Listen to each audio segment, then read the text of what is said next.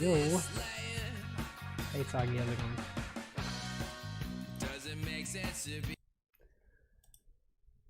Here we go.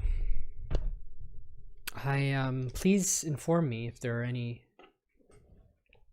sound issues, because it seems that Streamlabs will just mute things whenever it so chooses. So and not inform me about it. So please, or don't. I mean, the stream might be better for all I know. I mean, last Sunday's stream was probably much better when you couldn't hear what I was saying, but instead just let your imagination fill in what you want me to say. That's really all I'm here to do. Is I'm here to just allow people to project their fantasies. Okay, I'm gonna stop there. It's been a while. I don't exactly know what I was doing, which is what got me killed the last time I played a game like this. If you stop playing for a while and then start again, you kind of just forget how to play. But from what I recall, we're the bad guys. We're evil. We just invaded a peaceful, I'm assuming, country. Then they staged a rebellion, and then we showed up and completely decimated the rebellion as well. So, but I got some new friends as a result, so I guess Tyranny pays. What should I upgrade? Quickness is kind of good.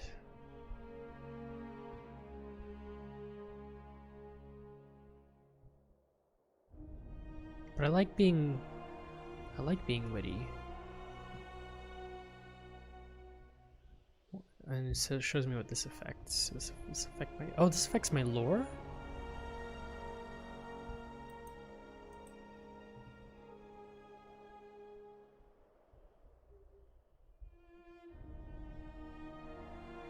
"14 wits and 15 resolve." Okay, so my resolve does raise my lore slightly, and my wits raises it a lot. I feel like 60 is good, though. I'm gonna leave it at that. What else do I want to raise? Control life would be good. This is vitality and wits. So vitality actually helps better with control life. Oh, I see. It highlights the associated spells. That's awesome. So one-handed weapon would be accuracy and defense. Is there a shield bonus? No. Maybe I will upgrade this, because it also increases my parry. So yes, I'm gonna go for that. 99 parry now. Beauty. Got a Spire rest bonus.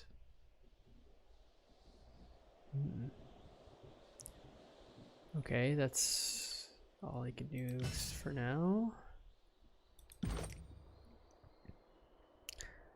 The last boss fight was not as hard as I was expecting, but it's very possible that it was hard, and there's like a certain threshold during a battle where if you make the wrong decision, then everything goes downhill, and I think I just managed to avoid that by the skin of my teeth. What should I take here? Arbiter of Knowledge. Additional spell slots would be good. I am running out of spell slots. Boost morale. I can't do this one. I need this one first. Boosting the damage of you and your party. It's a stealth thing. Attacks against the marked target gain bonus accuracy. Mark lasts until the enemy dies. It's a marking effect. It's pretty good, actually.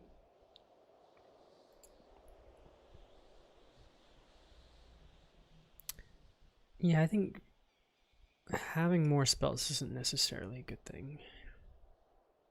Right? right? I do have a lot of spellcasters though, so maybe I will do this. We're just gonna be pure magic. Magic times. Additional spell slots. Yeah, we're gonna be. It's a high magic campaign. As for you, 6 points. Okay, I get to do all her levels. Maybe I should see what her talents are first. Okay, powerful jet of water. Strikes a nearby target, knocks them back. There's frost damage versus dodge. Mobilizes them and pushes them back. Okay. Well, there's embrace. Summon a globe of water to surround the target's head, leaving them to slowly drown. Drowning causes raw damage over time and prevents spellcasting. That's very good. It's very, very good. Versus endurance, so it's going to be very good against spellcasters. Fluid body requires 1 talent point spent into title tree. Afflictions applied to ebb have their durations reduced. Okay, it's a boon. And this is gain a bonus 12 frost damage. What does her grave light mean? Send a charged bolt of arcane energy at a foe that bounces to hit nearby enemies. It's versus magic. Magic defense, I guess. I guess it's an automatic hit. Doesn't seem like people can defend against it. Recovery 1 second total. 8 meter range. It's pretty good. Bonus armor while wearing light armor. Target into the air, violently throw them down to the ground. Causing each enemy in a cone to trigger an explosion of great blade energy. Foes take arcane damage and a portion of their lost health is drained back to ebb. That's pretty cool. Okay, well I'm definitely going to do this, and this does frost damage, right? Oh no, it doesn't. It's just drowning damage.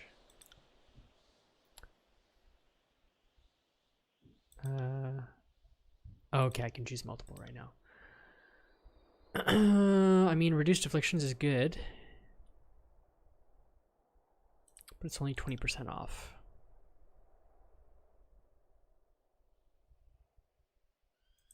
Extra frost damage would be good too. Powerful wave. Is this just an upgrade of the other one? Yeah, it is.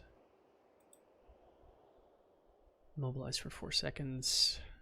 So push farther back. While Ebb is not taking damage, her recovery time is reduced and she strikes twice with her normal attacks. Being hit removes this bonus for a few seconds. Oh, that's cool.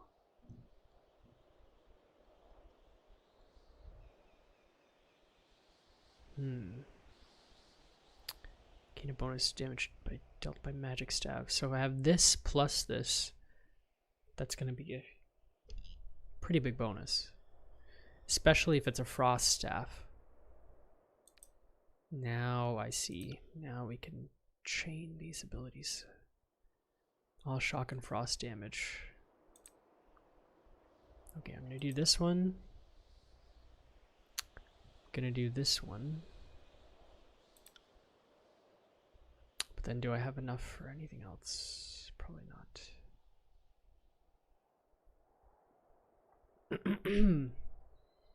Conjure enchanted waters to wash over the target, removing a random hostile effect. It's pretty good, but I already have something like that. Your targets are afflicted with drowning. Triggers a noble of repelling waters to surge outwards around or pushing back foes. These are like defensive abilities. Create a thick fog that reduces enemy accuracy and grants a bonus to the party's subterfuge. I gotta say, it is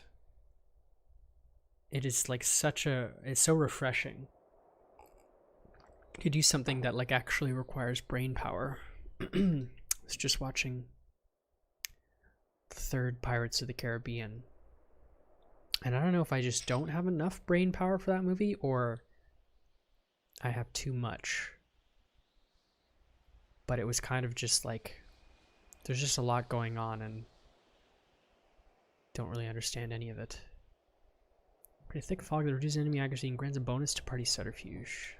It's actually pretty good.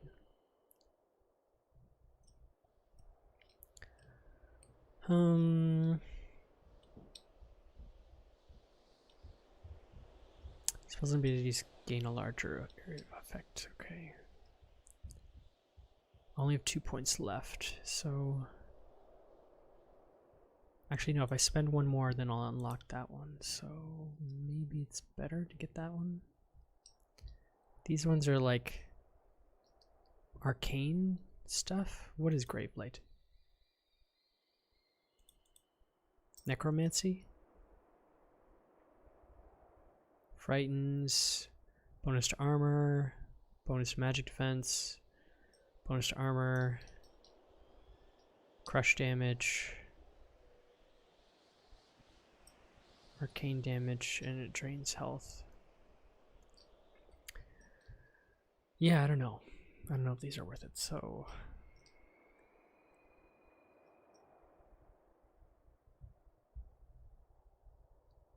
more shock damage, maybe?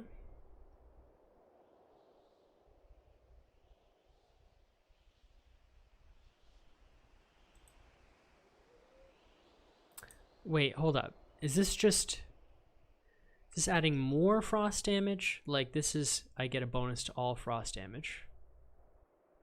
And this one is gain a bonus to all frost, shock, and frost damage, but is adding another 10%? In addition to the 10% I already have? Or is it just saying I now also get 10% shock in addition to frost? It's very hard to understand. I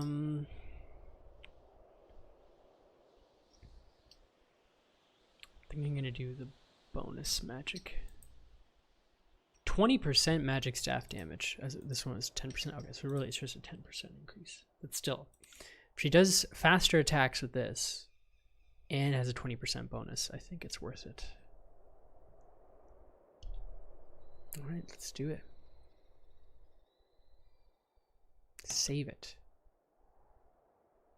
I'm not sure, but there isn't an unsure option. Okay, what's going to upgrade my tide casting ability? It's strength and wit.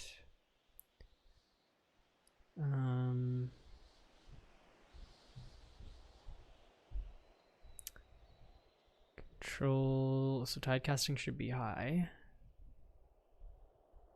What affects my... Do I have a magic staff? Oh, yes, I do. So I think I should just dump a ton of wit. Just a ton of wit. Although actually wits is not as good for tide casting, surprisingly. Might is better. And whereas magic staff is wits. So I'll do a bit of wits. Bit of wits? Sounds like a indie film protagonist name.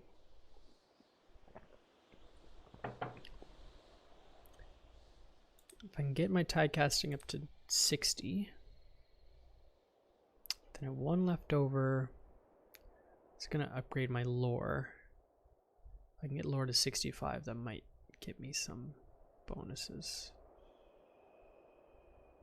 But it's also gonna affect two-handed weapons, which I don't really need.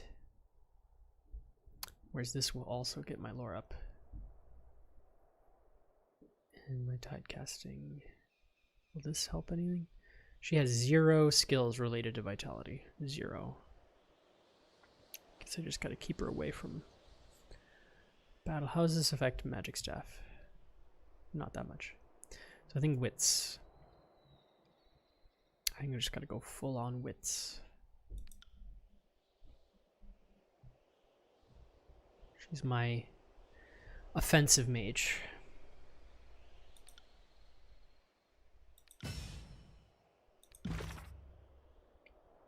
Did I get any new letters? Missives? Nope. Nope, those are all done. Spire upgrades. Mountain Spire, Vendring's Well. Mysterious device. The ancient device perched atop the mountain spire in Vendring's Well is the product of a forgotten age. It's unclear what function it once had, or if it can be used again. Resting in any spire grants a bonus to all skills. Recruits. Oh, I can hire some people. I have no money. Could hire a sword breaker, skilled trainer who teaches one-handed weapons, two-handed weapons, dodge, and athletics. But of course, if I hire him, I won't have any money left to pay him. Current edict. Okay, in the year 430 TR, Kairos the Overlord proclaimed an edict over the Vellum Citadel in the contested lands. It is our most solemn duty to protect the citizens of our empire from all dangers, including the danger of knowledge that is forbidden. Let those who, in their burning arrogance, hold tightly to this lore be consumed by our wrath. Therefore, let the fires of Taratus rise up and consume them for as long as forbidden knowledge lies within the heart of the Vellum Citadel. Well, there goes that one. Edict of Storms. In the year 430 TR, the Overlord proclaimed an edict over the realm of Stalwart. Those who in pride and arrogance stand against the peace and order of our empire shall be ground beneath the stones of their land. Let those who call themselves unbroken, who embrace the chaos of war in defiance of our order, be broken in the storms of our rage. Let our storm rage until the last blade be broken, or the line of Regent falls. I think this is where Barrack got sealed in his armor. The Unbroken Legion was the proud and accomplished army of the realm of Stalwart. Citing their victories as evidence of skill, they prided themselves on never facing defeat while fighting on home soil. After the Edict of Storms tore apart Stalwart and twisted it into the Blade Grave. Did I say that right? Blade Grave? Barely a 20th of the Unbroken's former strength survived to continue the war against Kairos' forces. You know, I said we were the bad guys, but maybe we're not so bad. Maybe we don't antagonize the demigod here. In the last year of Kairos' conquest, when the Archon Cairn rebelled against the Overlord's rule, an edict was proclaimed upon the realm of Azure. To preserve our peace, the promise of safety to our citizens, all Archons must submit to our will. Any Archon who refuses proper submission must be brought to justice. Therefore, let the foundations of Azure be shattered and life drained from the land while the traitor Cairn draws breath. Okay, so it sounds like, because this is the spot that I went to, and it got completely fucked up. But these other two spots I had the option of going to also got fucked up. So I don't feel so bad about going to this one anymore. If anything, it could have been worse if I wasn't there. I think it would have been much worse. Do I have any new stuff with the disfavored? Stand together, stand tall. All party members near you receive a bonus to resolve. Nice. I have 0 favor. I like lost all the favor. Look at this. Favor going up, up, well down a little, up, up, up, up, up, up, up, up, up, up, up, up, up, up, up, down all the way down. Like it didn't even matter. And they also hate me. Vendrian, they hate me passionately. Nearby enemies receive a penalty to accuracy. That's still pretty good, though.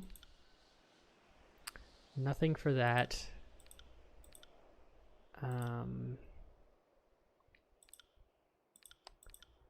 Yeah, I unlocked this. I unlocked 2 things from her. So she is loyal and afraid of me. That's pretty good. Honestly, that's what I expect of all my friends. Okay. Let's get to business. Yes. Oh, no. Iron Marshal Ereños.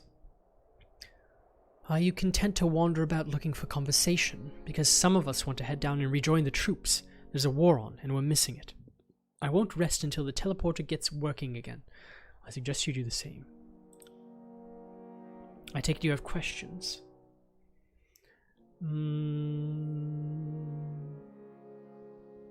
How do you think Ash will respond to the civil war? With tact and coordination, the voices of Narat is chaotic, emotional, and a baseless creature. Graven Ash is going to dismantle the Scarlet Chorus and wipe its leader from the face of Tyratus. Count on it. Tell me about yourself. She blinks at you and shakes her head. Fatebinder, I'm the lieutenant who's going to start kicking people off the spire if I don't see the teleporter flicker to life. Now is not the time for me to rattle off accomplishments and hopes for the future. Save it for after the war.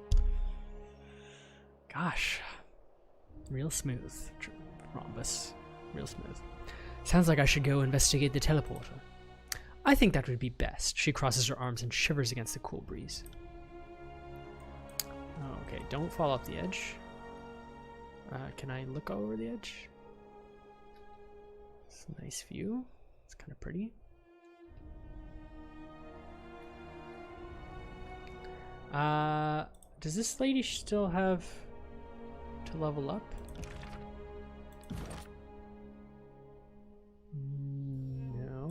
No. Oh, I need to give her spells. She has... Oh, I have so much more room now. What can I do? Sigil of Force. She's good at frost stuff, so let's just do all frost all day long. Sigil of Strength. Sigil of Accuracy. Oh, what does this do? Frostfire? Oh, she can't do that. Sigil of Reach and Grasp. Oh, I can do this too. I gotta upgrade that.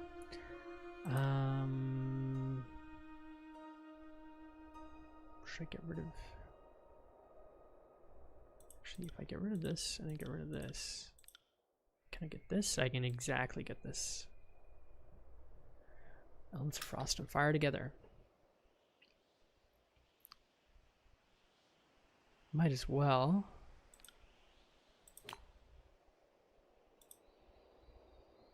Okay. What else can you do? Rhyme Spike. Frozen Affliction. Right, okay. Should I do Frostfire to this one as well? It's just Frostfire everything. I don't think she can fit anything else. Okay, maybe not Frostfire.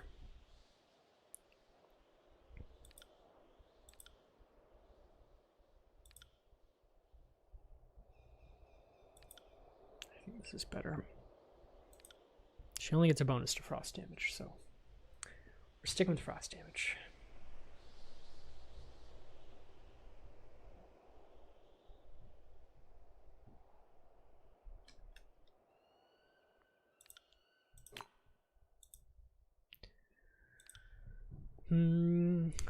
Stay on the frost side of things. Icicle Storm. It's a cone, 120 degrees. Does 5 to 10 frost damage, but it's multiple targets. Maybe, can she fit Frostfire? No, she can't. She can just get strength. That'll have to be enough. Maybe can she get both accuracy and range? She can do both. Hit more enemies with that. I'm gonna do it that way. And then what's this? Permafrost. Allied target. So -5 armor, that's a good thing? Oh yeah, so you have less shock and crush armor. But you have +4 frost, slash, and pierce armor. I don't know why it says stolen though. These are the things I will never understand about this game. Is it not giving armor? It is stealing it. So if you steal -5, does that mean you give +5?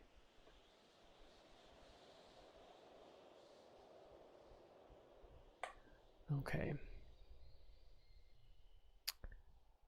I don't think she really needs this. She's not really a defensive person. Although it does involve control frost.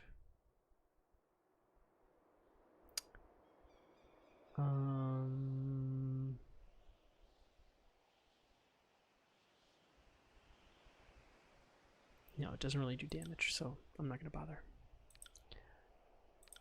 That's it for frost spells. I guess she should have some healing. Vital body. I don't know what this is, but I want it. Plus 3% health every 3 seconds for 45 seconds. That's not very good, but it's not bad either. Requires 80 lore, though. Nobody can equip this. Healing Wispies or Restoring Touch. I'll do Healing Wispies for her.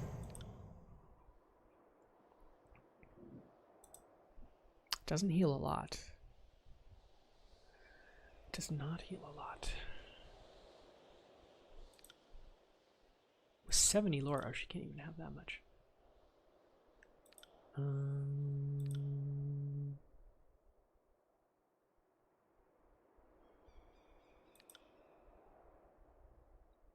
No, I'll do range. Keep her away from the battle as much as possible.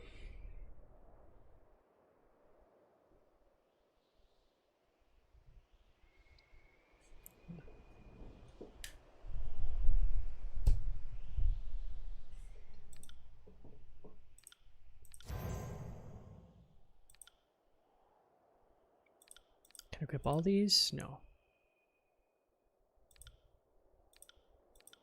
Can't do this one.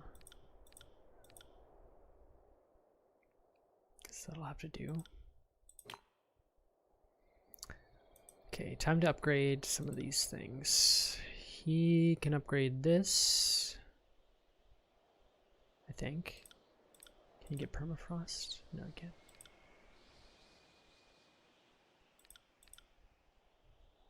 I can get more strength. Update. I think I can upgrade this. Well, the reach and grasp doesn't really help me at all. But I suppose it's still better to do that.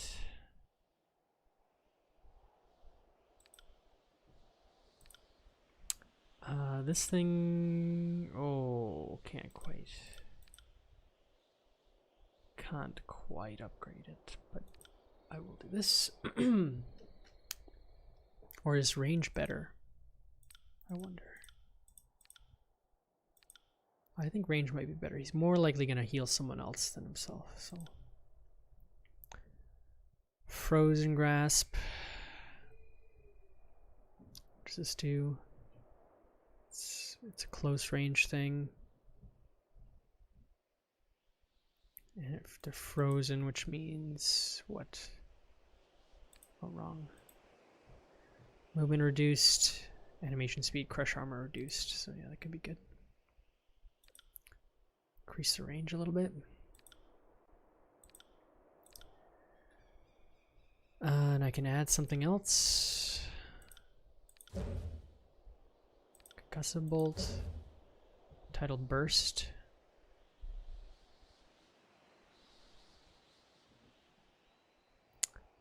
Pulse of concussive force, blasting enemies and pushing them back.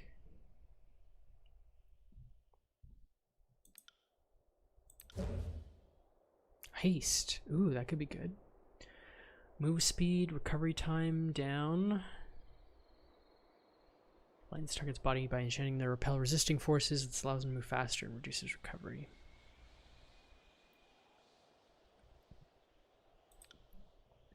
I like that. What's the range on it? 4 meters. Okay. I think I'm also going to give it to... what's his face? Oh man, so many spells I have to remember. Gonna go crazy.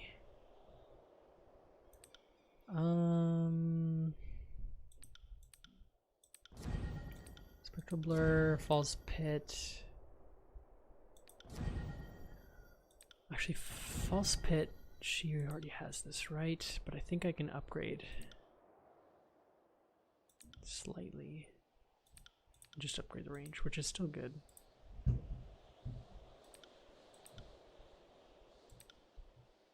Can upgrade this.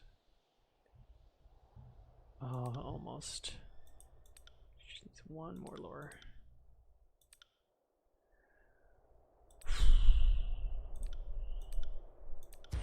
Champion's Fortune, what does this do? I think today just might be a spell making day. I don't think we're gonna have time for much else.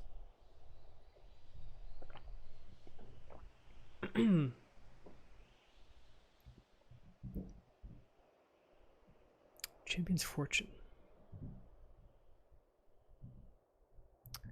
Ward the target with a protective enchantment, amplifying the target's armor when their health is most critical.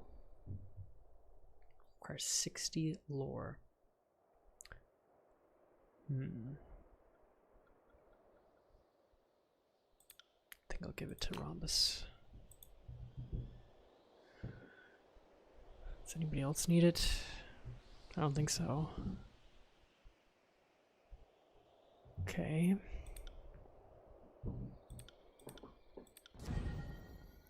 Oh yeah, mirror image is great. I can upgrade his mirror image. At least the range. I should just go through and update all these spells. So I can't upgrade that one. Unless... Yes, I can.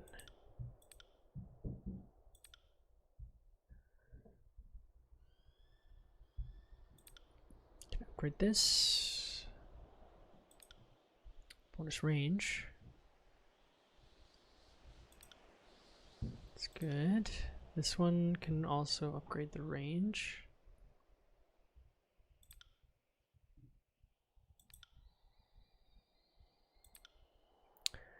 Healing Wispies can upgrade.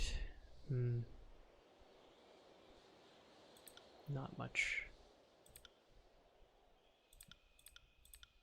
Take off the range, but that's kind of the best part. It's already got a decent range, so I'll keep it. I'll use strength instead. I cannot upgrade that. I can't upgrade that. I already upgraded this guy, right? Oh, can I upgrade this? I can. That's maxed out. Okay, those are all max. Okay.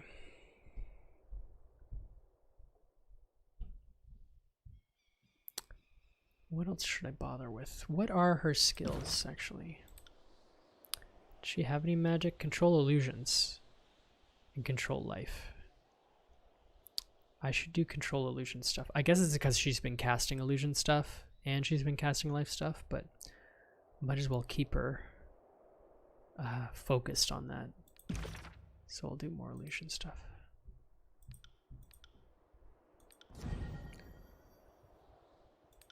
That might be good. She can't do that.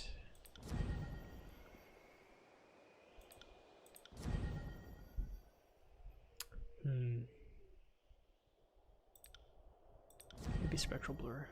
It's the best.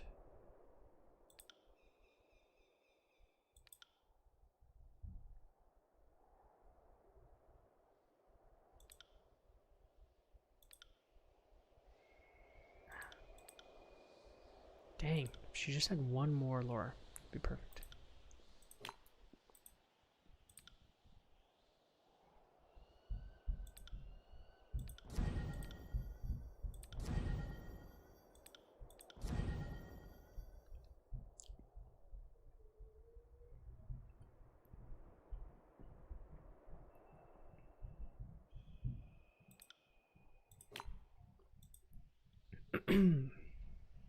And one more spell for, what's his name?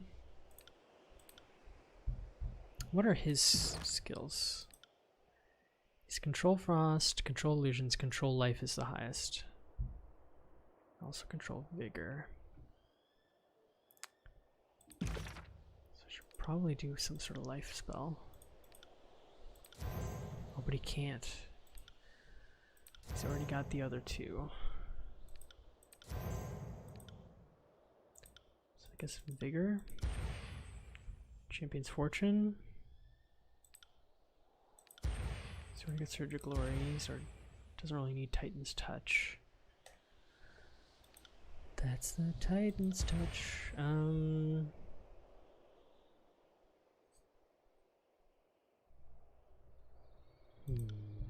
Yeah, I don't really need it.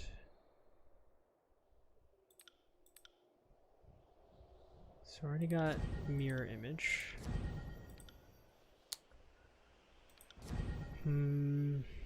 This could be good if there's multiple guys I need to take out.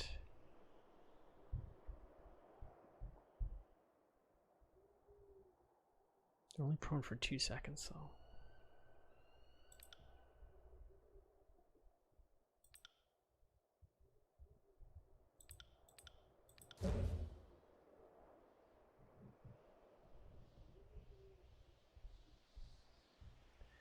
Days is for 6.9. Number of love. Interrupts for 2 seconds. Days for 13.8. That's pretty good. Pretty good.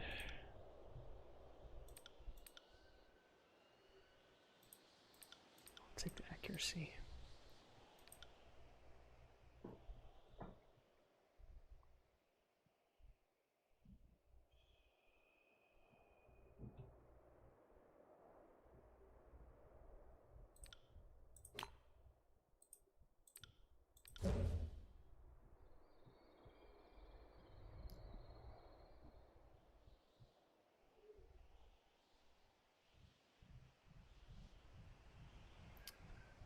This also dazes people. It's versus their willpower.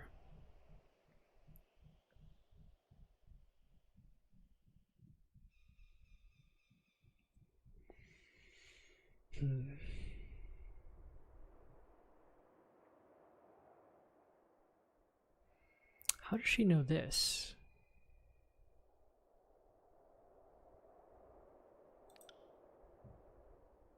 I'm trying to figure out what... You cannot... Oh, can't modify. Okay. Okay. Should I equip this Tidal Burst then? Does knock enemies back, which could be good.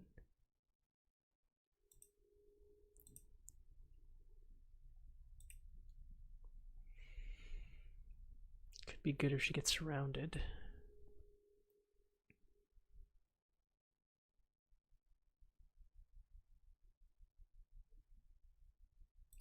Take some enemies out of the fight momentarily.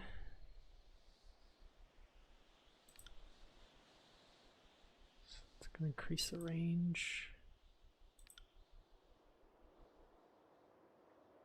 So you can't make it stronger though. Interesting. Okay. I'm going to get rid of Healing Wisps. Yeah. Spell time is over. Only took half an hour.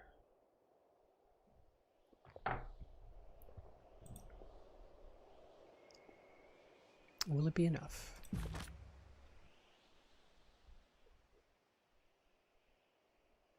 Which is the highest level of the party? I guess no, I'm also level 7. Salutations, Fatebinder. Or should I now call you Lord of Vendrian's Well? The Spire King? Prince of the suggestive vertical slab. Rhombus will suffice. So if I might ask, what is your plan now? The edict no longer looms overhead, and Kairos' conquest of the Tears seems to be slipping, what with the armies in civil war.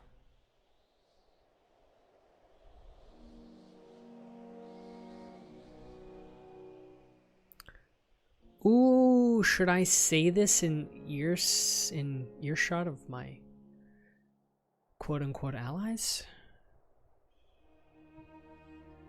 What is your plan now? Maybe I should not share my plan.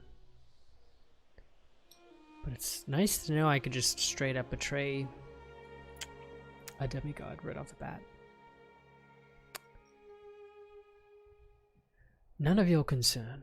If that's the case, Fear. pardon my line of inquiry. What is it you need? I have some questions for you. Ask away. Tell me about yourself. What would you like to know? Tell me about your name.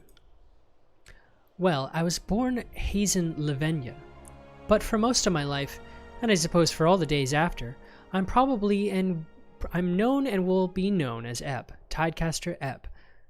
Is it Ebb or is it E flat? I keep wanting to read E flat. Tidecaster E flat, for those trying to be obsequious. I've also probably used a bunch of aliases that are going to haunt me at some point. Hazen, didn't realize you were nobility. I know, I dress myself and cook my own food. So misleading. Mother was a magistrate of Ardent. Father was Admiralty. It's mostly meaningless, though. Our lands are now the Overlord's. How'd you get the nickname? It's one of those not especially funny jokes that stuck long past its season. I wrote the word Ebb incorrectly on a written examination. Master Folvax started calling me Ebb from then on. He claimed it fit me. Said I was a cynical little shit that always sees the ebb but never the flow.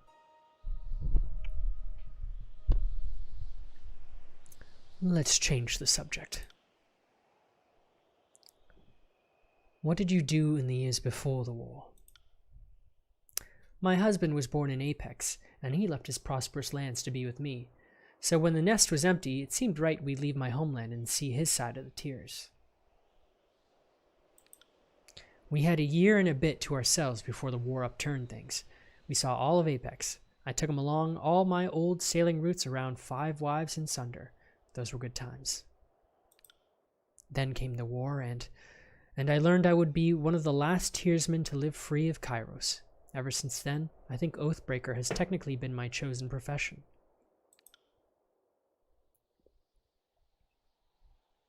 Tell me about your family. Trying to salt old wounds? They're all gone, but if you really care to know, I had a husband, 3 kids, siblings I didn't hate. Every family has its troubles. I was lucky that awkward and stilted dinner banter was the worst of it. Tell me about your husband. Palox Aldenos and I were married in 410. Aldenos was a falxman of the Vendrian Guard back before they were starving partisans. But I saw him more as a carpenter.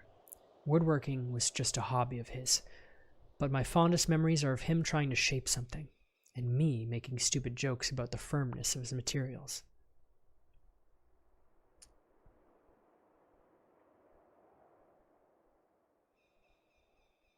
I assume he's related to Palox Florian? Indeed. I'm sister-in-law to Florian, Travost, Tyrell, and an armada of cousins. The brothers were all close before the war. Shame they died far apart from each other. I want to ask more about her husband. What did you like about him? He fit my aunt's advice. If he makes you walk funny, he's a keeper. Despite, or maybe because, he was a warrior by trade. Aldenos got his anger out in practice and in war. He was peaceful as a frozen lake when we were together. And that fucker could cook. He could whet all my appetites. Interesting way to speak of the dead. I have more questions, though. What became of him? He perished at the gates of judgment. I saw him die. I do not wish to discuss it. Just know I've made my peace with it, and am glad I was with him on the field of battle when his time came. I miss him, but it might have been for the best. Though he was only a few years older than me, my studies left me always a bit younger than him. The difference grew with time. Okay.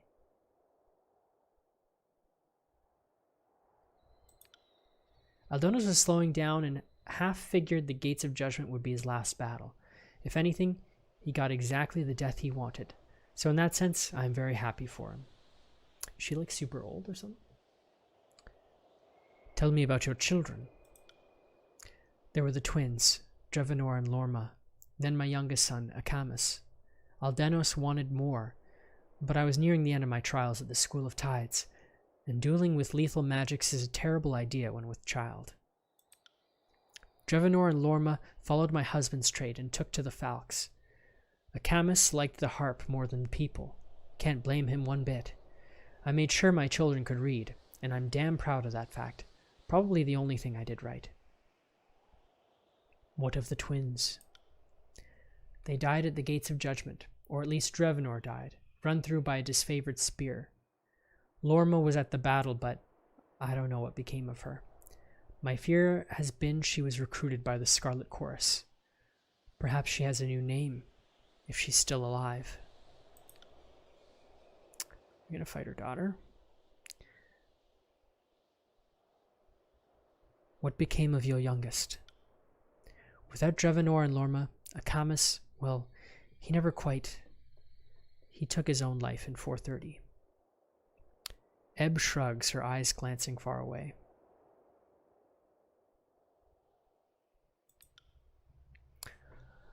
I should have put him on a trireme and shoved him out into the high seas. He did not ask for birth, nor did I prepare him for the bitterness that life would offer. I'm very sorry for your loss. Spare me the sorrow. We've all lost family to Kairos. I just lost 2 in one battle, but even then, I'm hardly unique. Let's change the subject. Yes, indeed.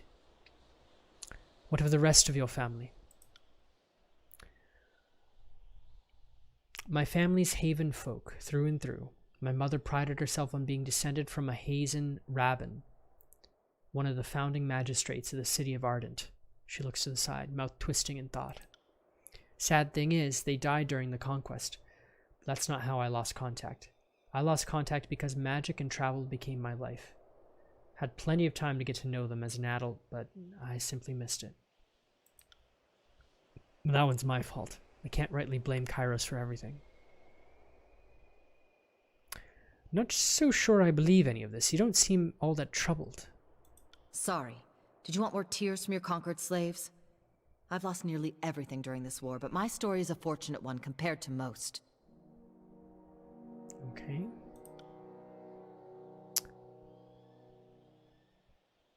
How did you fall in with the Vendrian god?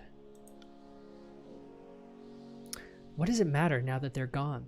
They seemed the last hope for the Tears, and a ninny shitting fuck of a chance is still more than no chance at all. Did you always want to be a tidecaster? So when I was a little girl, what I really wanted was to be a marine. Was a marine. The burly bitch at the prow of a trireme. First to crack some skulls when the ships rammed. You know, an honest living. Fortunately, the school sought me out before I got myself killed at sea. The School of Tides was looking for new blood. My father was an admiral of Haven, so the school wanted me for the political connections. I got to spend my first couple of years proving I actually belong with the Tidecasters. That was fun. Ask away.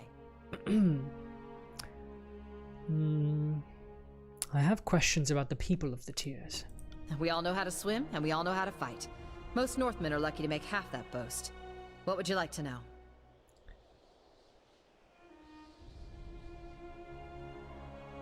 What can you tell me about the different nations of the Tears? Before Kairos came, the Tears were the younger realms, the bastard tier, and the free cities, in about that order of prominence.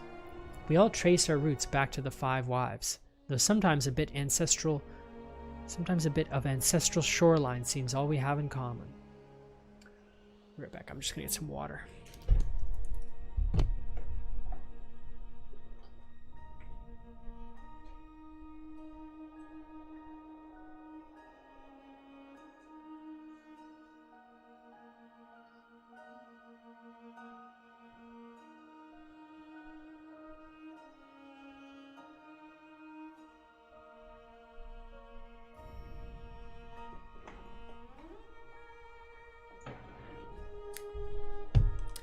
Not sure if anyone noticed I'm wearing my channel logo today. It's not copyrighted, I don't think.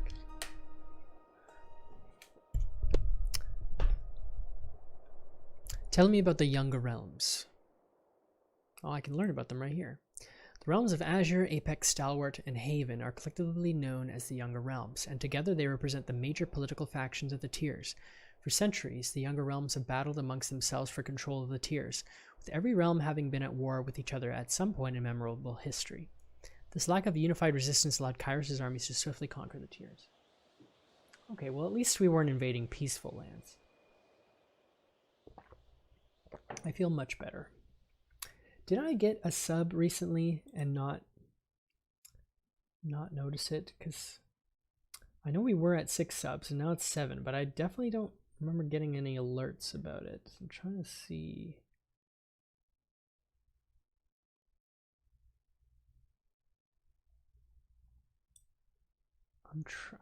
Where can I check that?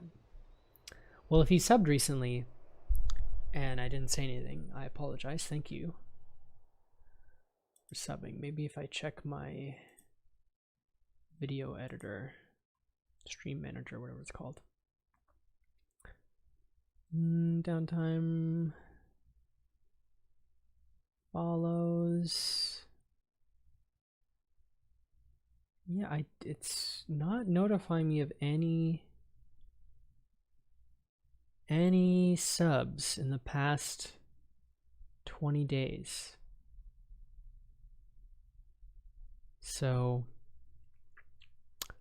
maybe it was an anonymous sub, but so I shall keep your identity safe, I promise. But whoever you are, thank you. 3 more subs, and we can have 2 games a week of D&D. And you know, when double the D&D means quadruple the D. Anyhow, tell me about the Younger Realms. Haven, Azure, Apex, and Stalwart have been the 4 major forces of the Tiers for the last 4 centuries. Few other dynasties have tried their hand, but all eventually were defeated or absorbed into the 4 we know today. Not sure when the term younger came into fashion, but it's always been a term of humble contrast. Just look at the old walls. Someone was here before us and built them. Don't know really anything about them, but it stands to reason there used to be an older realms that did all the construction. Can't quite figure out a mic position that I like. I mean, part of me wants to be like, what's the guy from Home Improvement? And you just only ever see the top of his face. I feel like people would take me more seriously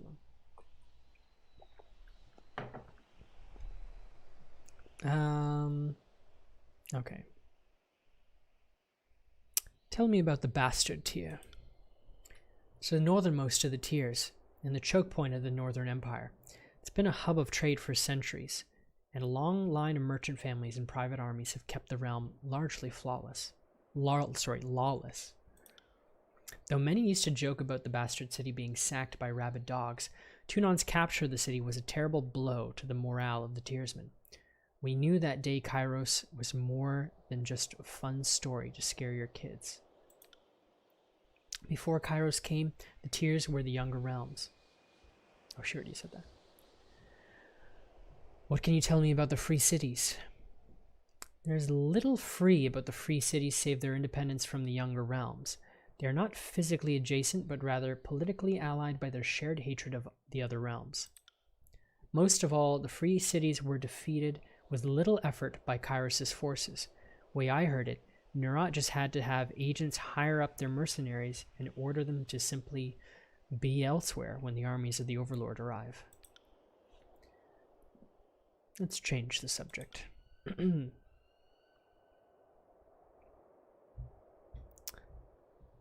I'm curious about the people of the Tiers. I think you'll find each of us thinks themselves a child of Haven, as in my case, or a child of Azure, a child of Apex, or what have you, But I suppose we Tearsmen have our shared customs. The most treasured of those customs used to be the pride of being free of Kairos' rule.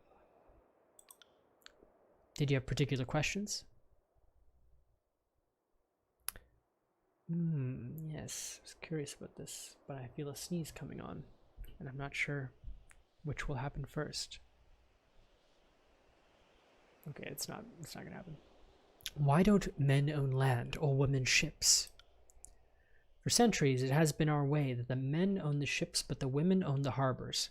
Our customs don't truly prevent ownership, they limit inheritance. Lands pass to daughters, then sisters, then mothers and aunts. Ships pass to sons, then brothers, then fathers and uncles.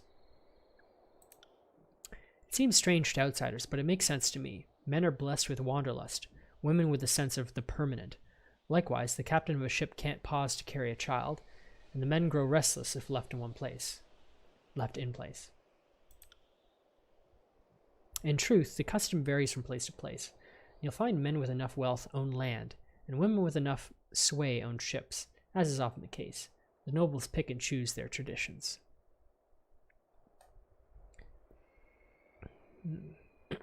Why didn't the younger realms stand united against Kairos? Are you trying to rub it in? Yes, the younger realms were defeated one at a time by the invaders. Maybe if I was queen of the Tears, that wouldn't have happened.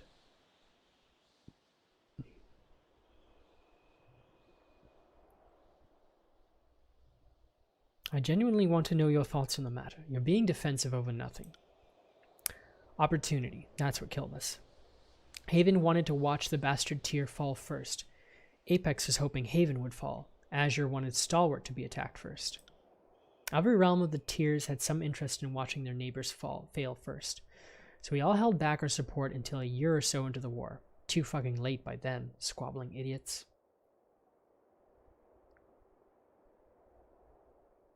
Tearsmen live with greater numbers of beastmen. What's that like? The beastmen on the Tiers are hardier and smarter than their kin elsewhere. Unfortunately, we have lived together in relative harmony for some time. Make no mistake, life is difficult for most beastmen in the Tiers, but compared to, say, how they are treated in the Northern Empire, I would like to think we Tearsmen are a bit more modern and forward-thinking, even if just a bit.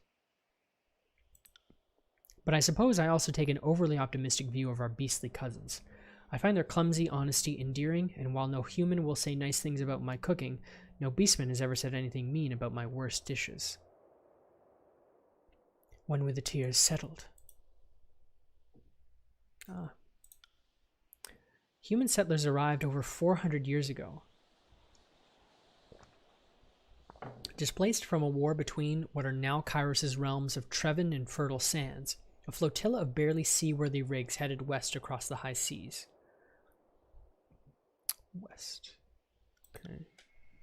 Tearsmen will sometimes speak of the Five Wives. We use it to refer both to the first 5 settlements where the colonists made landfall, as well as to the 5 matriarchs that went on to form the ruling dynasties of the Tiers. Of course, I'm leaving out the matter of the builders of the old walls. Who knows when they lived here and why they're gone? But those old walls didn't just fall out of the sky. What are the major resistors to Kairos' rule? Aside from the ones you slew, the Vendrian Guard were the most staunch opponents of Kairos. With their passing, the Overlord's rule is absolute. Well, aside from the local Archons being in a state of civil war. I need to sneeze again. Excuse me. Was there a particular group you wish to discuss? Tell me about the Unbroken. The Unbroken is the name of the military of the now fallen realm of Stalwart.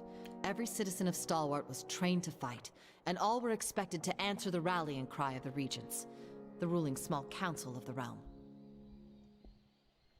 A decade ago, Stalwart was the ass end of jokes Tearsmen would tell each other. The people of Stalwart are obnoxiously proud of a long history of being invaded, but never losing. The disfavored put an end to their vaunted record of victory. The Unbroken still persist, albeit marginally so. The disfavored withdrew after the Edict of Storms began shredding the landscape. Their holdfast of Sentinel Stand Keep was never taken, and the citizen army, though scattered, could still be rallied.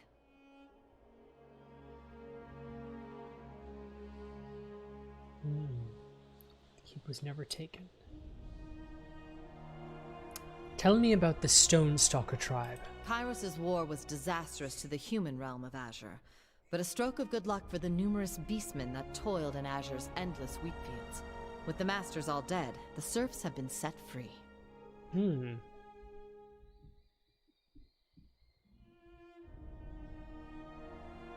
Stonestalkers are a tribe born from these newly freed beasts. I imagine they would never bow to Kairos or the Archons. Too many generations have been enslaved. I'd wager anything they'll die before they ever bow. Beastmen understand strength and leadership, but it's always in the concrete sense. I can't pretend to know how they think, but I could never imagine them accepting an absent Prima. A distant ruler they can't see or smell seems a bit too abstract. Tell me about the Bronze Brotherhood.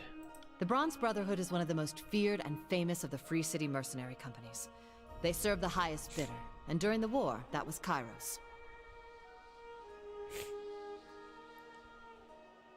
You probably know them as the drunkard mercenaries at Lethian's Crossing. From back when you were governor? Oh, right. Whoops. During your time as governor of Lethian's Crossing, you were introduced to the Bronze Brotherhood, tiersmen mercenaries that long served as the Crossing's hired muscle. The voices... Oh, I gotta sneeze again. It's killing me. The voices of Nerat conquered the Bronze Brotherhood in a bloodless move, purchasing their services as his own. Your mission in 429 was to assure that the Forge-bound produced as much iron as possible, and greed for this iron drove one of the brothers to strike a Forge-bound, a grievous offense that resulted in the Brotherhood being cast out of the settlement.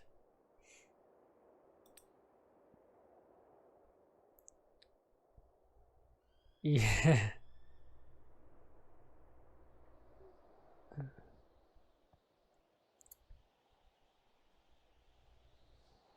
2 years ago feels like ancient history. Remind me. Most of the Brotherhood perished in the war, but a handful. The crew hired to work at Lethian's Crossing.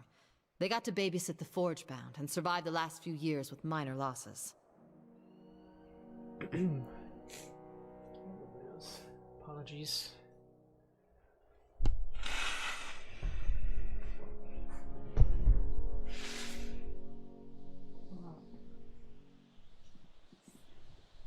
Why is the rubbish so far?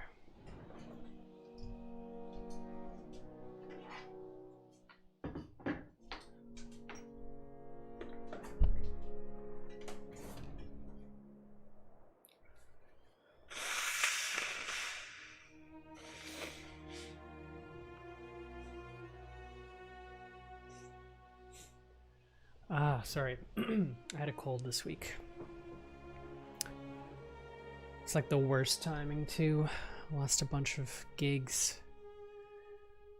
But can't be too careful. Okay. The band is too small to be a serious threat to the disfavored or the chorus. But they are scourge-worshipping berserks that will adopt any enemy for the right price. Maybe even Kairos.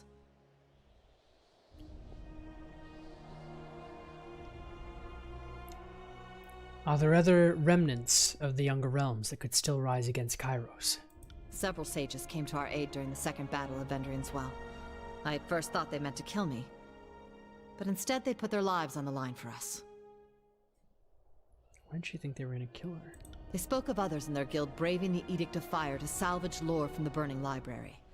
Though I may find them untrustworthy, it must be said that the sages have a certain fearlessness toward the Overlord. Perhaps that could be kindled further. Historically speaking, an alliance with the School of Ink and Quill is just asking to have your efforts stolen and your goals undermined. Mark my words, some things never change. Is there still a lot of animosity between the different tiers?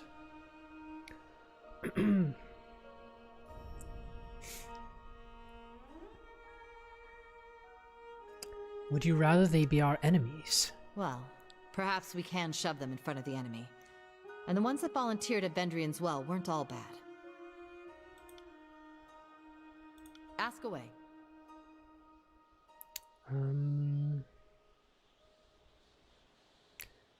Let's speak of magic. You know, I normally charge for this, but for you... Ebb smiles, awaiting your query. What can you tell me about your magical tradition? Now, you know that's a very personal question. The knowledge I have is a centuries-old gift from the Archon of Tides. I would sooner discard my life than the sanctity of that gift. I will speak in generalities only. Ask. Worst I can do is not tell you. Tell me about how you influenced Tyranny's grave. Trade secret. Not what I'm going to talk about. The School of Tides dies with me, and so too will this. And don't bother trying to change my mind on this matter. It will just get ugly quick. Tell me how you influence ice, mist, and other forms of water. With years of training. Now look, most of these secrets have already been stolen ages ago by the sages. Doesn't mean I'm going to tell you just because the secret's already out. But it means you can go ask someone else if you really feel so entitled to know. Lantry. And before you ask, I've learned plenty from knowledge stolen by the sages. But no, I don't know how to do what Ebb does, magically or otherwise. Can you teach me what you know? I suppose I am capable of it, but no, the secrets of the Archon of Tides dies with me. Occulted Jade, Archon of Tides, is the founder of the School of Tides as well as its only ruler. Though she wore the title Archon, Occulted Jade never bowed to Kairos, though many have tried to compel her to do so. Having arrived with these settlers that made landfall at Five Wives, she is perhaps the oldest known living Tearsman, capable of manipulating the oceans, the moons, and all the transitory forms of water. Occulted Jade used her magic to form a cabal of seafaring traders, musicians, and academicians? Academicians? And it was the dedication to the arts that helped the school endure. For by teaching these trades to the children of noble families, the school remained in the good graces of the realms, being able to control most anything cyclical and fluid. Occulted Jade has lived for centuries and could still be alive today, but none know with certainty. In the years before the conquest, the School of Tides discovered the Overlord's plan to invade. Despite all assumptions that the Tyr's resident Archon would defend her school and home, to the surprise of everyone, the Archon vanished across the seas, taking nearly the entire School of Tides with her into exile across uncharted waters. But they did not take Ebb. What are the philosophical teachings of your magic? There's a question I can answer. It would surprise you little to learn that we see all things, people, wars, seasons, to be cyclical, waxing and waning through their various forms, like the tides and the light of Tyranny's grave. Tyranny the planet has two satellites visible by the naked eye, the tide-locked Tyranny's grave and the rapidly orbiting interloper. Scholars have long studied the effects of these two moons on the ocean currents, and a great deal of folklore concerns the origins of the moons. A common belief in Kairos' empire is that Tyranny's grave will finally set on the horizon when Kairos' rule ends, whereas those of the Tyrs insist the moons are older than the old walls and will outlive even Kairos.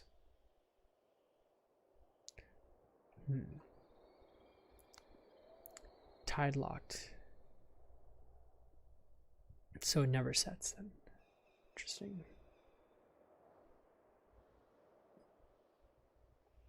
Does that mean it's locked to the side of the Earth that's rotating as well?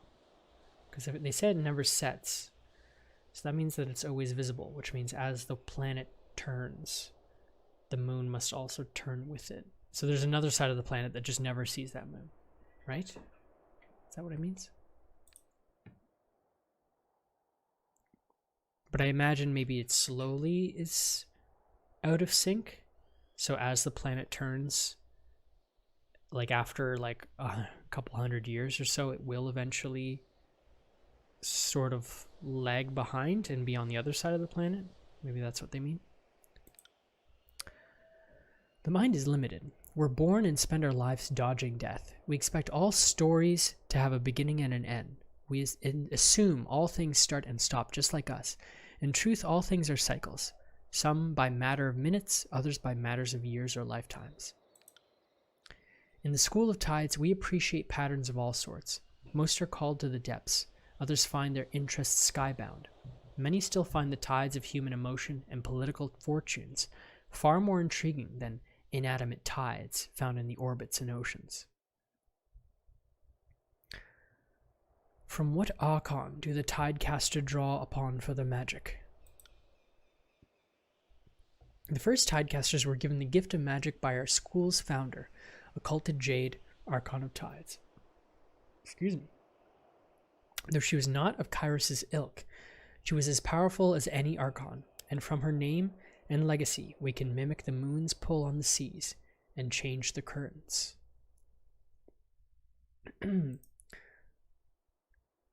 Is this telling me the same thing that I just read? Perhaps oldest living tearsman. Yeah, it is. Okay. Tyranny, the planet, has 2 satellites visible by the naked eye. Tide locked. Okay, I already read this, right? Yeah. And it is from her that we have spells to turn the moon's pleasant hues into a baleful ray of searing gravelight. In all these years, I have not grown tired of the thrill of power. It's a rush of carnal humors every time. I'm guessing you can tell me more than I ever wanted to know about the moons. You'd be right. My magic is generally associated with the moon Tyranny's grave, but you have to know where Interloper is in the sky when mucking about with the mystic forces. It's just the same thing. Yeah. Tyranny's grave is the big one, right? Tell me about it. Tyranny's grave is fixed in the sky, always overhead day and night. It was first named by folks living far to the east. They'd look to the west and see the moon like a permanent hill on the horizon, a grave where the sun dies each evening. That's how the older folks saw it. If you live in the western part of the world, Tyranny's grave is overhead all the time.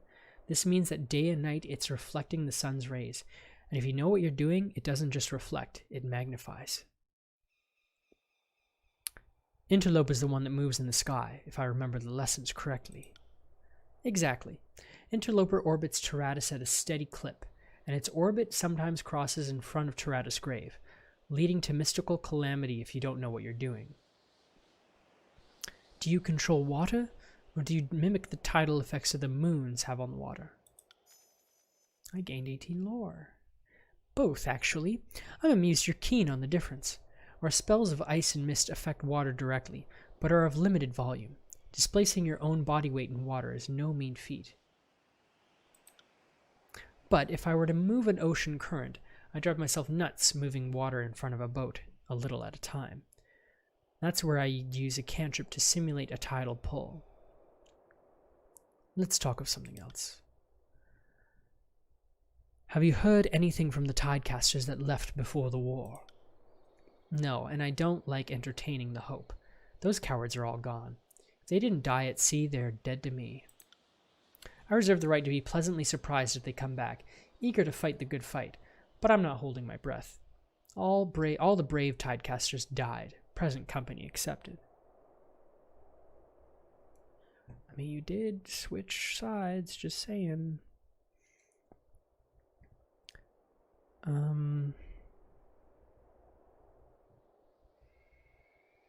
Fine, we can talk about other arcane matters. You know, I normally charge for this, but for you...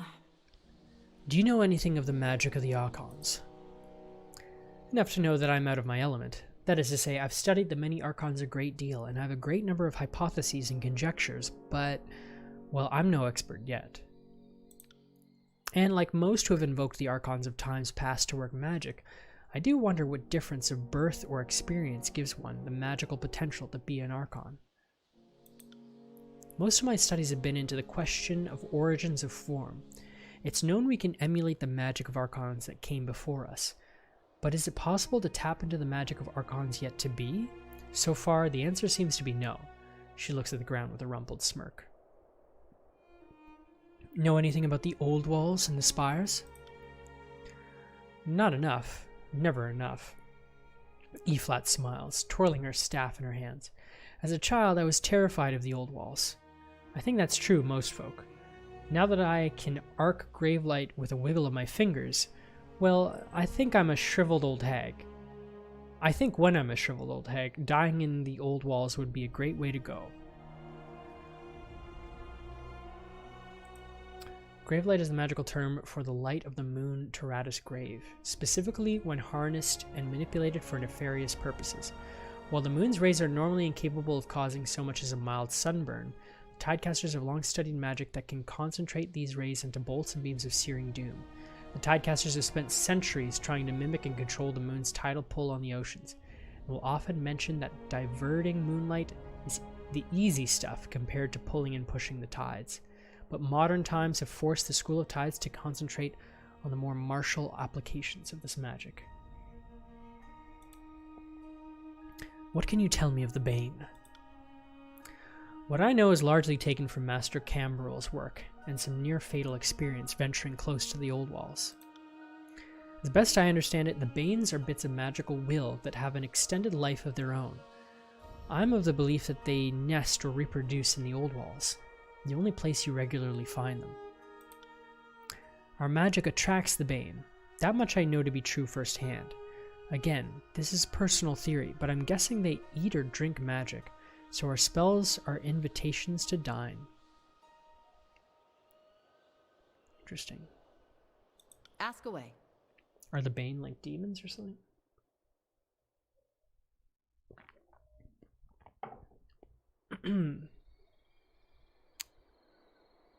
What can you tell me of the Archons in the Tears? Not entirely sure. Which is to say, there was a time I studied my enemy in great detail, but I've recently come to learn that much of my information was little more than lies and misdirection. Ebb scowls, pausing to scratch her ear. What are the voices of Narat? The Archon of Secrets lives up to his name. If he weren't so loathsome a beast, I'd half admire his mastery of the magical arts.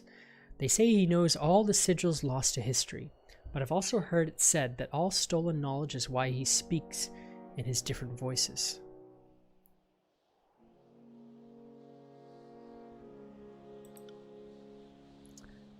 What do you know of Graven Ash? Before the conquest, I assumed Graven Ash a harmless old man, an Archon in name only, past his prime. I could not have been more wrong. Many have underestimated the great general by his age. Few of them have made the mistake twice, says Barrack. Ash is a remarkable general. He's led his tiny band of disfavored on a nearly unstoppable rampage of the Tears, and he does not seem to win his wars with obvious displays of mystic powers, but with old-fashioned leadership and good soldiers. A year or so back, under a blue flag talk with the commander, I was told that the Archon knows the name of every soldier under his command, living and dead. The way the disfavored speak of Ash, you'd think he raised each of them from the cradle. Know anything of Can? Enough, she inhales sharply, folding her arms with a scowl. Why the hostility? The Archon of Stone destroyed much that I hold dear. I'm glad he's dead. What more need I say? What do you know of Siren? I'm sure there may be younger Archons in the historical records, but Siren is certainly an unusually powerful child. It's said half of the Scarlet Chorus was recruited by Siren's persuasive song, and I'd not doubt it. I also know the voices of Narat put a shackle on her power, probably feared she'd become the favorite of the rabble. Let's change the subject. Ask away. What do you know of Arcane Society? I know a great deal of the mages of the Tears, or at least their history. Most are dead now. I know a little less about the guilds sworn to Kairos' Archons, but I try to make an effort to know my opposition. I appreciate the game includes so much lore, but I really wish it would like sparse it out a bit more instead of just giving it to you all up front.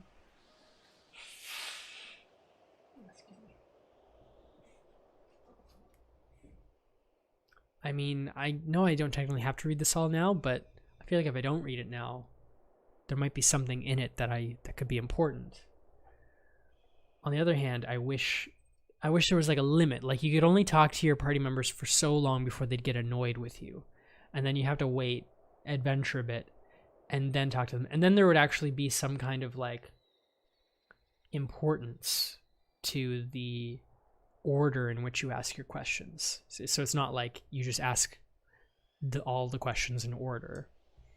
You have to be creative in like asking the most important questions first, because you might not get all the information. That's just my 5 cents. I gotta get more water.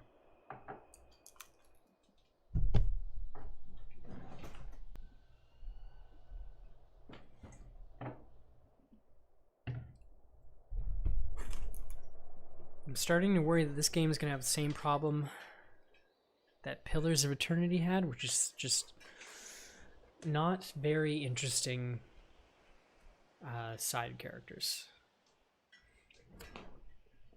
I mean, individually they're interesting, but like their personality, none of them stand out really, at least not so far.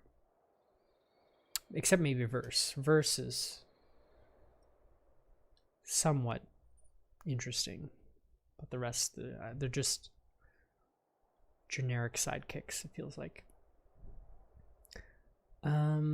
Tell me of the Earthshakers. The Earthshakers are the disciplines of Cairn, Archon of Stone, and they share their master's command of tremors and soil. They also share Cairn's aloof, brooding temperament. From what I gather, the Earthshakers serve the disfavored, but the relationship has been deeply strained by Cairn's fall from grace. I could imagine there's the fear Cairn shared with them, something subversive or treasonous. Tell me about the Blood Chanters. The Blood Chanters are the voices of Nerat's cabal of mages. Their magic is taken from the Sigil of Siren, and from techniques stolen from the School of Wild Wrath. Divinity Original Sin. I have it, actually, but I've never actually played it. No, I think my brothers and I talked about playing it on co-op, but we never got around to it. And I feel like there were some people at Steve's who were talking about playing it too. Like, I think Lincoln and Dave were also talking about it, but I don't think we ever got around to it. But that looks like a fun game. It's got like at least the second one has like a Dungeon Master mode that I was curious to try. Their magic is taken from the Sigil of Siren and from techniques stolen from the School of Wild Wrath. Namely, their magic of fire is learned from Thousand Embers, Archon of Fire. They barely qualify as a proper school or guild. Most of them barely literate, and I bet most of them didn't learn a damn thing, just had their knowledge shoved into their heads by Nerat. You've played it, eh? Yeah. Yeah, I'm definitely interested to try it, especially since that company made the third Baldur's Gate, which I've also been meaning to try. But yeah, I like that they changed it from the real-time strategy to more like turn-based, because I was just thinking about this game, how like you have to constantly press pause so much that you're basically playing a turn-based strategy, because you're just pausing when it's your turn to take your turn, but it's like it just adds a layer of confusion because you're waiting for the next pause in the game to do something, and it's like, oh, is it my turn yet? Oh no, it's still the enemy's turn. I don't know, it's just, they could have just made it more simple.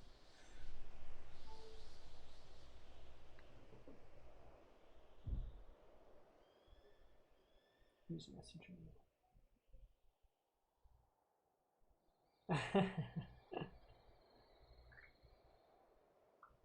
Sorry. Lincoln and Brian. Oh, you played it. Yeah. Yeah, I definitely want to try it. I think I have it on computer. But I think it's also on PS4 too. So I might end up getting it again on PS4 if my brothers play it. Although I feel like most of my brothers aren't really into RPGs very much, so at least not lately.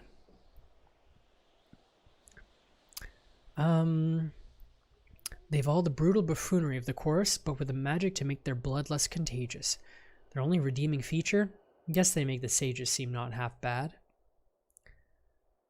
What can you tell me of the Forgebound? No issues like that, yeah. Yeah, I played a little bit of the tutorial, and I like how also you have like a sort of like in D&D, you have like a certain amount of actions you can take. But I also like how you can move, and depending on how much you move, you'll have like less room for actions. It's more dynamic. Like certain actions will take like all of your turn, whereas some actions will only take half your turn. So you can either do them twice, or you can move a bit, reposition, and attack. But it would be interesting to try it with multiplayer, and I'd be interested to try the Dungeon Master mode. But I want to at least play through it the regular way before I try that. Ep. The Forgebound have an unusual sort of magic. They specialize in slow, painstaking rituals that do not produce the dazzling blasts of energy and shards of flying ice like my own magic. Instead, their spells render them immune to the fires of the forge and at one with their tools of the trade. I admit a bit of fascination with the guild. I much prefer the power and brutality of my own magic, but if I lived in a calmer, wiser time, I think there could be a great satisfaction in using magic to become the master of one's craft. Tell me about the School of Inconquill. Behind the Tidecasters, the sages of the School of Inconquill are the second oldest arcane institution in the tiers. We go way back a ways. There's a lot of bad blood. If I'm being objective, the sages claim to be scholars interested in collecting, archiving, and preserving lore from and for all humanity. They're quite keen to gather lore, but in no sense do they seek to share their knowledge with their tiersmen. Many of our secrets have been pilfered by sages' spies over the centuries, and we're not alone.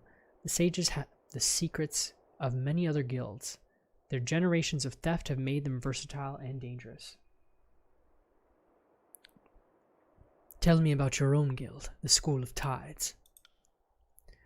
Our patron, occulted Jade Archon of Tides, is as old as the settlers of the Five Wives, and for nearly 5 centuries we were masters of the coasts and the rivers. These days it's a school of one. You're looking at it. She thumps her chest with a bemused smirk. Why didn't your Archon fight in the war?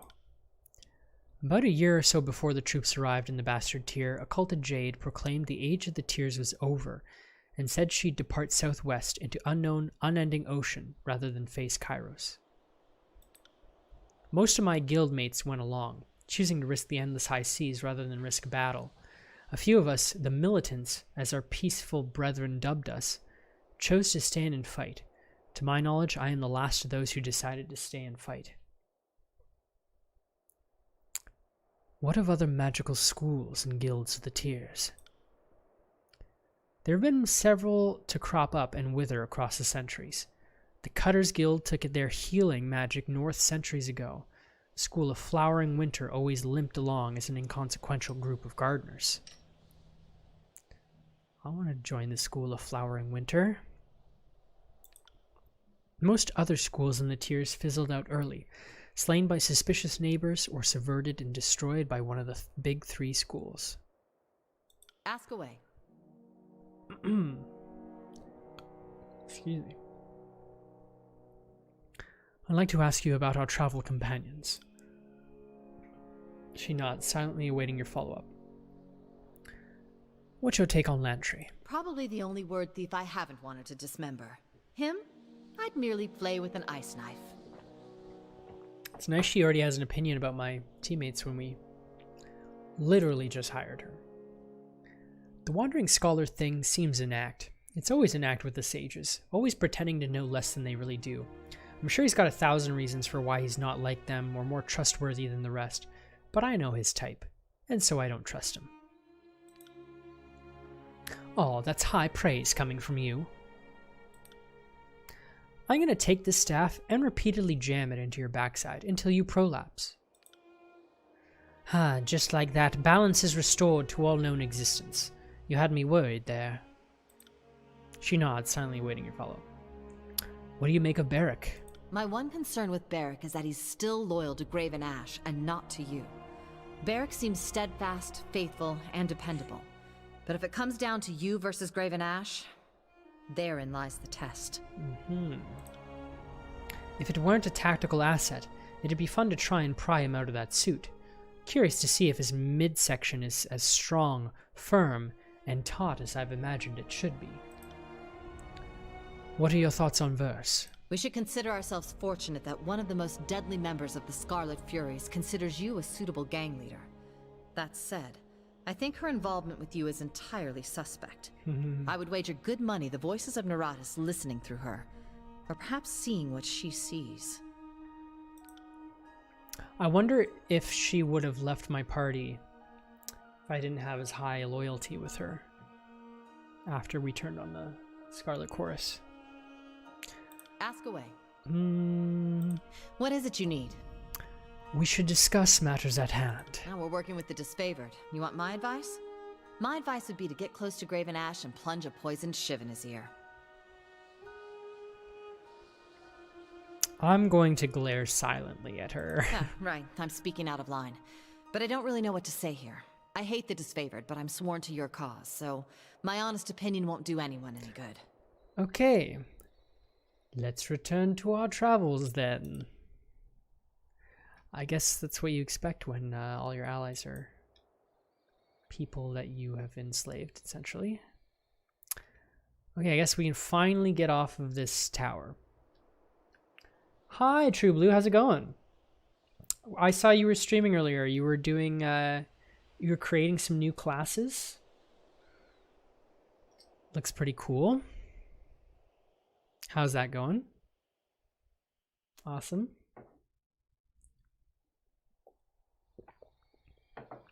Currently playing Tyranny. We are the bad guys. It was not my choice, but this is the game working. Eldrazi themed subclasses. Cool. What I don't actually know what Eldrazi is. It sounds kind of like a Italian mobster, you know. Antonio Eldrazi. He'll whack ya. Am I close? Did I get it at all? What does it say? On closer inspection, a series of symbols carved around the base of the structure come into view. One symbol pulses with a blue-white glow. The pattern resembles the glowing lines of light seen on the floor of Ascension Hall, moments before you found yourself transported above the clouds. Oh, Magic the Gathering, cool. I've played like a couple rounds of Magic, but I don't know anything about Magic. I don't know the lore at all. That's very cool. Did you get this new book, Mordenkainen's Multiverse of Monsters or whatever? I only just found out about it this morning, and now I have to do the same inner conflicted debate of whether or not I should change everything in my campaign over to the new system or keep the old system. You haven't gotten a new one. Yeah, I mean, I like a lot of it. I like a lot of it. The only thing I don't like is, like, how much am I going to have to change in my current games in order to keep up to date? Because I don't like having multiple versions of a thing in the same world at a time. It just kind of, like, bothers me. If you have, like, an elf that has charm resistance and then another elf that doesn't have charm, not that I'm saying that's the case, but if you have like some elves that like have this special power, but then you have all these other elves that don't have this special power, then it's like, well, why can't I have the special power? I'm an elf. What gives? And you could justify it and just say that, like, oh, well, not all elves are the same. This is just for like special elves. But I kind of like when there's like a consistency and you can see, like, you can recognize or anticipate certain things. Like if you're fighting an elf, you can be like, oh, I bet they're going to do this thing. I don't know. Like, yeah, I like when you can kind of like take pride in knowing certain details about the world or whatever. And you literally need to stop.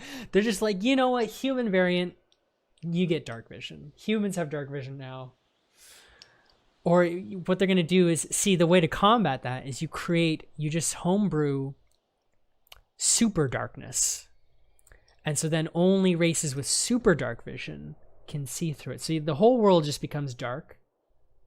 All Genasi have it now. Yeah, I mean, I guess it makes sense kind of for Genasi. I am actually, the Genasi I'm probably the most excited about. Because I am hoping that they updated their spells a little bit, because the old Genasi spells, especially Earth Genasi spells, it just didn't really, like, they didn't really feel like they had like elemental spells.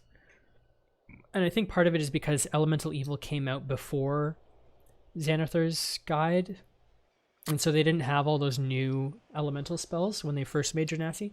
So I'm hoping they'll add some of the newer actual elemental based spells to their abilities, and not just have like Pass Without a Trace. Just doesn't make sense. It's like, you could, if you really have to stretch your imagination to make an Earth Genasi, who are supposed to be like the tough ones, like they're made of stone, and yet their power is being sneaky. I didn't really buy it. But anyways, yes, I think I will get it eventually. I'm just gonna hum and haw and be an old curmudgeon about it for as long as possible. Oh yeah, that's a shame. I ended up homebrewing Earth Genasi just for that reason, because like I just really did not like or understand the spells they gave them. So it's a shame. I figured of all things that they would update that. As you stare at the symbol, the chill of the wind abates and your chest swells with warmth. The air finally feels welcoming, your lungs sated at last. Lantry, I'd be careful going any closer. This whole tower is humming with energies that we don't understand. Lantry holds his quill poised above a sheet of parchment with anticipation. Now, I didn't say back away. Let's find out what it does. Just be cautious.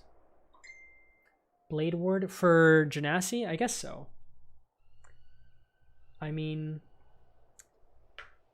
I know so few people who ever take Blade Ward because there's just always so many other better, more interesting cantrips that they don't want to sacrifice anything for Blade Ward. But if you have it by default, then it is kind of worth getting. Oh, and I just remembered I have to check my laundry in a second.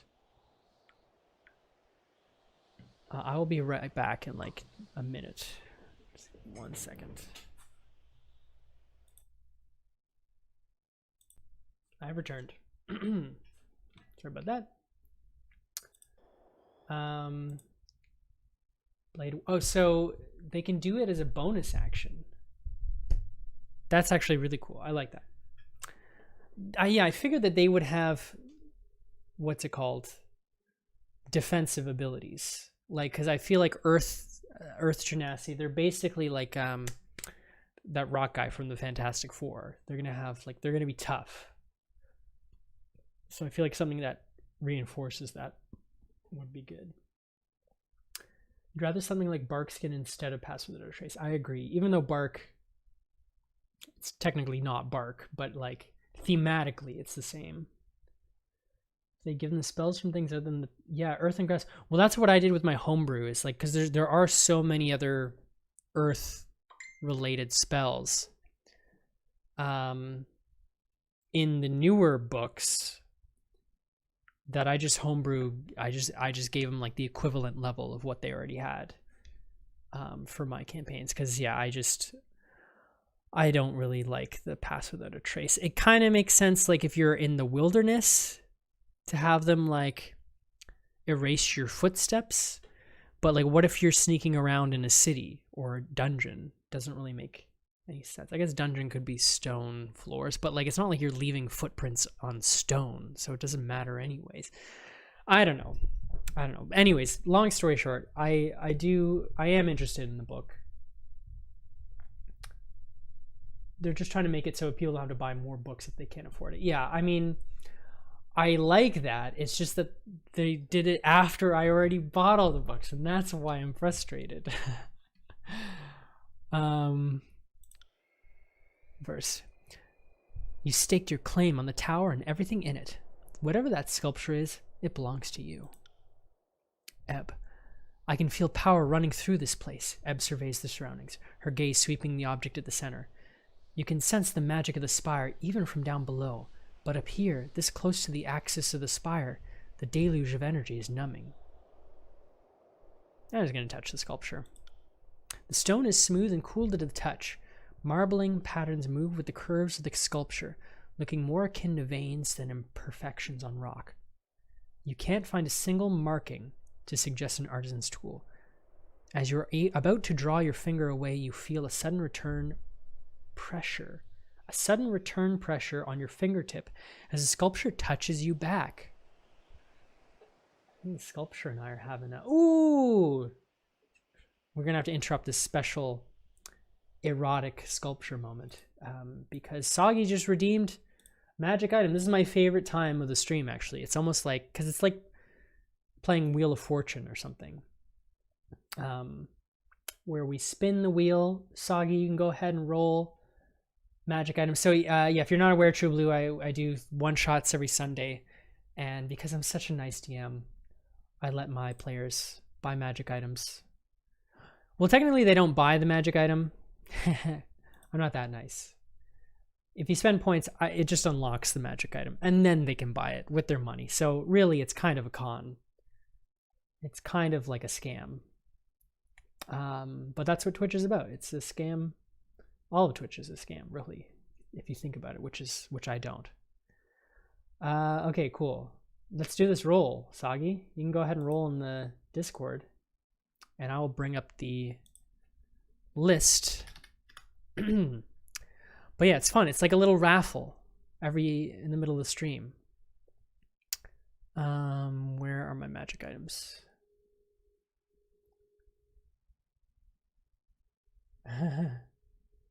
Wait for the erotics. It's okay. The game is paused. It's fine. I actually am switching because my brothers are playing Fortnite, so I'm actually gonna jump on that for a couple rounds. But I love this. This is my favorite part. Should just let them know I'm streaming. Oh yeah, here, I'll bring up the items on screen so we can all anticipate the glory. Is this going to be the right screen? Yes. So it was magic item table F, I believe. But yes, so it unlocks an item. So basically the item becomes available for anyone in the campaign to purchase. So it's not just the people who have the most points to get the item. It helps the whole party in a way. Oh, that's a good question. I think it's exclamation roll 1d100. Yes. So exclamation mark roll, then space, then 1d100, and it should roll for you. And while you're doing that, I need to set up my light situation. The sun has gone down, finally.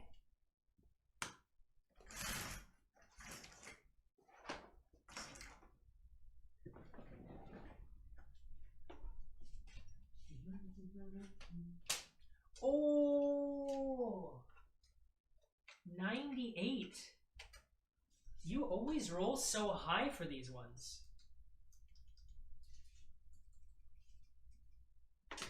Sorry, I don't know if you can hear me at all from back there, but 98. Didn't you roll? What did you roll before? Was it 97? Soggy Paws got 2 97s in a row, actually, once. Or wasn't, it was something high, something like that. Wait a second, you did roll this before. Didn't you? Did you not roll this before? Stone of Good Luck, Luckstone. Didn't you get this exact number before? How? How do you keep doing this? Or somebody rolled this. I know I saw this item recently. Anyways, maybe it was just me. Maybe I rolled it. But in any case, Stone of Good Luck, aka Luckstone. While this polished agate is on your person, you gain a +1 bonus to ability checks and saving throws. And now we find out how much it costs. Okay.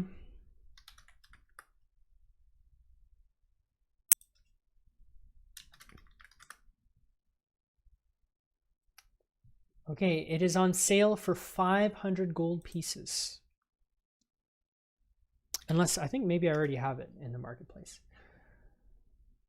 But basically, So once an item is unlocked this way, it becomes available in our campaign merchant stall for a secretly determined price. Randomly, I should say. Okay, so maybe I rolled it in a different campaign, but I definitely remember rolling this recently. Okay, so stone of good luck for 500 gold pieces.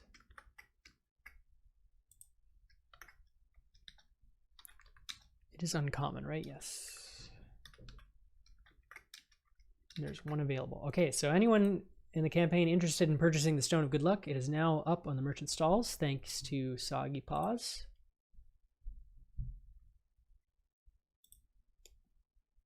Got a lot of saving up, yeah. They do require attunement, yeah. So yeah, you could only really have 3 max, which is good. Because if you could have like 20 of those, oh man.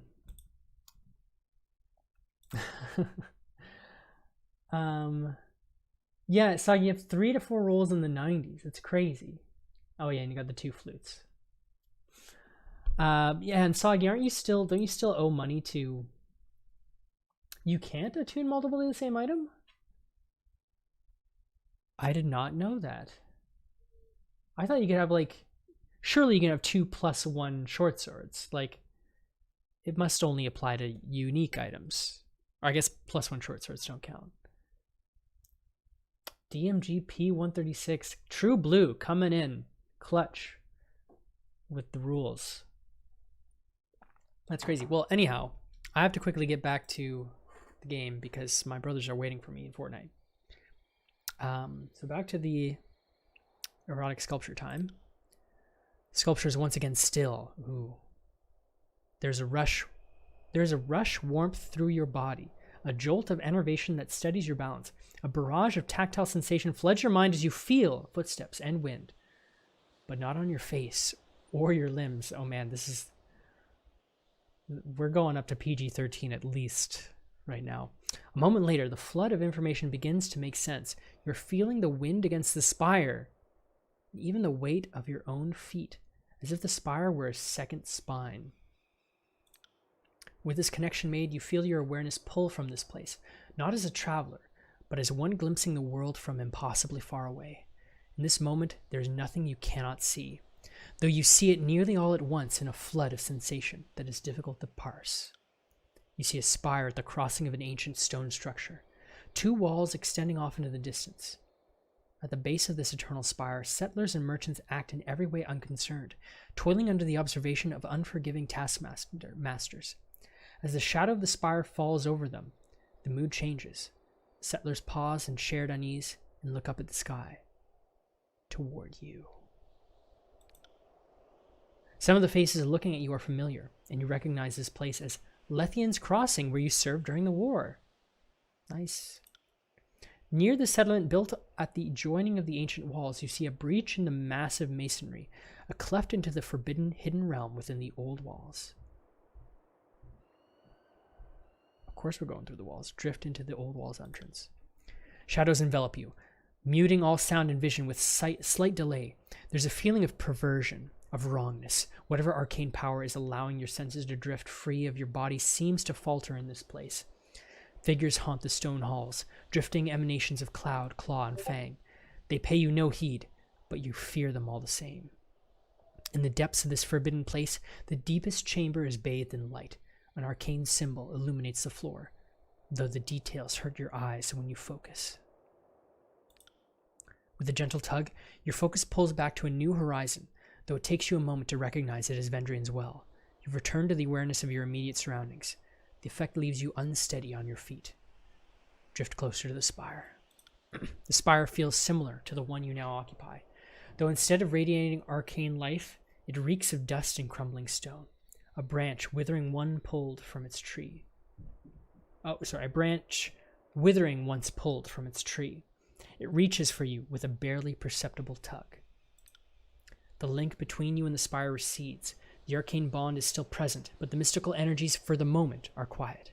your body flooded with excitement and fatigue. It's unclear whether the mystic connection is strengthening you or siphoning. The tower offers nothing by way of answer. You know that asking would only yield more silence and mystery. These things are built by, like, they actually don't know who built these things, so I'm guessing gods. Additionally, a creature can't attune to more than one copy of an item. Oh, interesting. I guess, yeah, I feel like I've seen it happen before, but I guess not. Because, I mean, +1 items or plus whatever items don't require attunement, so you have multiple of those. Huh, interesting. Well, I'm glad you brought that up, because if you hadn't, I'm sure one of my players, especially in this one campaign, they would have definitely found a way to screw me over with that.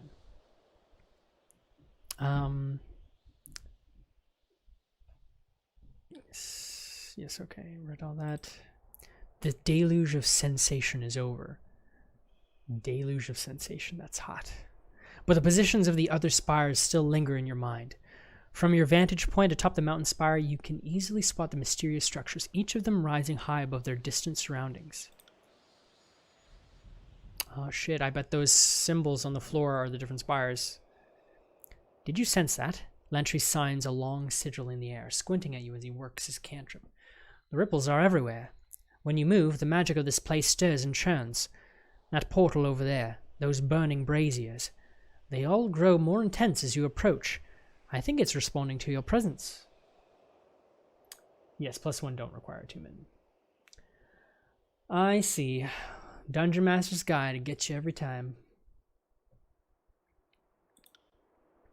Before we get ahead of ourselves, it's worth remembering that you ended Kairos' edict. That's no small feat. Maybe your connection to this place is related? Either way, sounds like something for the arcane-minded to investigate. Iron Marshal Arrhenius. Be sure to see me after your audience with Tunon. We cannot let the Scarlet Chorus gain hold in the Tears. Together we will wipe them from the land. Excuse me. Come to me as soon as you can, Vatebinder. We have a lot of work to do. Okay. Gosh, I feel like I need a cigarette after that sequence. Best to save. Alright, hopefully my brothers are still playing. Just going to switch screens momentarily. I will probably play more of this tonight if I have the energy, but for now I'm gonna hop onto some Fortnite. It's nice to play a game where you're expected to die.